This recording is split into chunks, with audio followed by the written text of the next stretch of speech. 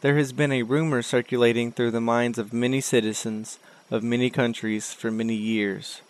The claim of this rumor is that the vaccines we use to prevent illnesses such as smallpox, measles, mumps, and even chickenpox also hampers the ability of communication within the brain, leading to autism in the children who receive these vaccinations. Reading through all of the information I have gathered, I believe there is no link between vaccinations and the ingredients of it causing autism. Here is why. There are 3 ways that this subject has escalated into a scare-enthused epidemic. 1. The MMR scare. 2. The mercury or thimerosal scare. And 3. The people who strongly believe and support unsound information regarding this topic.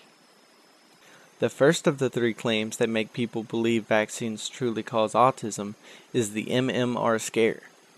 Brought to you by the general public by a man named Andrew Wakefield, who had performed intestinal biopsies on 12 children.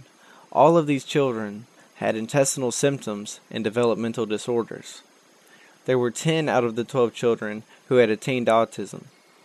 Wakefield's goal was to find a correlation between the children with intestinal problems and the developmental disorder. Wakefield discovered that 8 out of the 10 children who had autism shared the same symptoms of intestinal inflammation. In response to this discovery, all of the parents of the 8 children believed that the symptoms of autism followed their children's vaccinations. This being said, Wakefield did make a connection of some sort. However, this connection was extremely minute between the intestinal inflammation he had discovered and autism.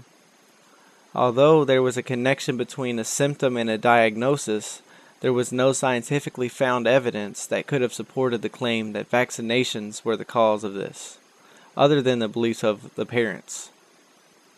While Wakefield knew this situation in its entirety, he still concluded that vaccinations played a role in the cause of autism. He had written and published an article in a highly respected medical journal called The Lancet.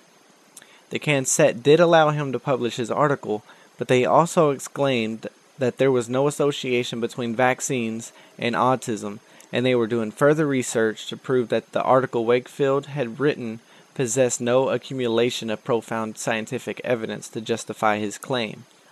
Immediately after he had discovered that he had been discredited by the Lancet, Wakefield followed up his article and withheld a press conference stating that the MMR vaccine causing autism was probable.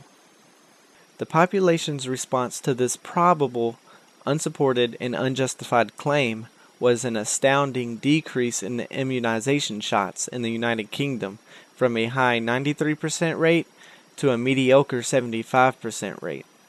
This drop in immunization shots not only increased the chances of uninformed citizens to obtain an unforgiving illness, it caused a beaten illness, the measles, to reestablish itself into the populace of the United Kingdom. Wakefield had been discredited many times before due to his questionable research, and this time he had gone too far. He had eventually gotten his license to practice medicine revoked for his impractical and unsound methods of scientific research for this occasion and other occasions prior to his false claim. The second claim that reinforces the belief of vaccines that cause autism is the content of thimerosal, which is used as a preserving agent and contains mercury. The type of mercury in the vaccines contain a specific type of mercury called ethyl mercury. Although mercury is toxic to the human body, the toxicity depends entirely upon the abundance of this liquid metal substance. Since the quantity of mercury in a vaccine is the key factor in determining whether it is harmful, the EPA guidelines that is regulated by the United States legislature was created to limit the amount of mercury within the vaccine so it can be safe, even safe enough for a fetus. Although mercury was supposedly safely proportional in the vaccines, the United States discontinued the use of thimerosal from them, not because of the evidence that the mercury was still harmful, but to decrease the likelihood of the overall amount of mercury within the body to lessen the chances of neurological damage. whether it was from the food we eat, to the air we breathe, to the vaccinations that are injected into our bodies. In theory, if the contents of thimerosal increase the chances of someone acquiring autism, then if we took thimerosal out of the vaccines, the rate of autism should decrease. They didn't. They have gotten worse. Knowing this, it leads me to believe that the possibility of mercury being the cause of autism within a vaccine is demolished.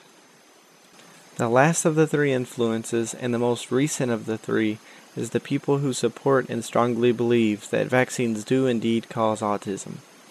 This consists mostly of victims of autism, whether it is a child of theirs that suffers from this neurological disorder or their siblings. One of the most influential representatives of this group of people would probably be Jenny McCarthy, the wife of the comical actor Jim Carrey.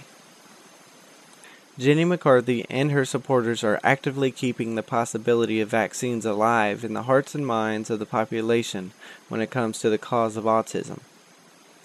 The son of Jenny McCarthy is autistic, and she has gone through many lengths to help her son any way imaginable, as any good parent would. She also strongly believes that vaccines were the cause of her son's autism. She has spoken about her beliefs every chance she can, whether it is on talk shows, on the internet, or during an interview to express her opinion towards vaccinations. However, she does want to keep vaccines, but she basically wants to start back from ground zero by completely rebuilding them. What I do not understand, though, is that she has no evidence that vaccines cause autism in the first place. No one has any fundamental evidence showing that vaccines cause neurological damage at any magnitude. What is the point of supporting ungrounded theories so strongly when scientific evidence produced by well-funded studies continuously show otherwise? I understand that as a parent, you may want to lash out at what has caused your child such chronic suffering and mental instability. It is true that there is something out there that is causing this neurological mishap. We should find the cause and find ways to prevent autism. But the efforts of people like Jenny McCarthy could be more positively fundamental if they focus their energy towards trying to help find what causes autism instead of blaming others for what has happened, as unfortunate as it may sound. After doing research over this topic, it made me begin to reflect upon my own previous beliefs of receiving a vaccination shot. After the rumor of the consequences of vaccinations began to spread, I actually believe that they could possibly be harmful. I haven't gotten a vaccination in almost 4 years because of it. However, the more I learn about the physiology of the body, I have also learned that nothing is a guarantee, and for that reason, I believe this is a plausible belief, but it's highly unlikely that the ingredients used in vaccinations do cause harm. Though I'm sure some people may react to a particular vaccination in a crude manner on rare occasions. However, I only believe that it is a possibility, and there is no evidence to support that whatsoever. But enough about what I believe. What does the average American believe? It's unsure to say unless we take a large sample group and ask them that question.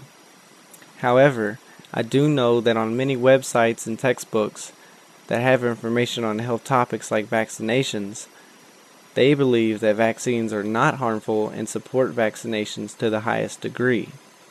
Here are 2 examples from 2 highly credible sources. The first example is from Robert Bauman, the author of Microbiology with Diseases by Body Systems, 3rd edition, while the second example is produced by the HealthWise staff from www.webmd.com. The abundance of people who support the safety of vaccinations are plentiful, which also adds to my security of receiving a vaccine shot.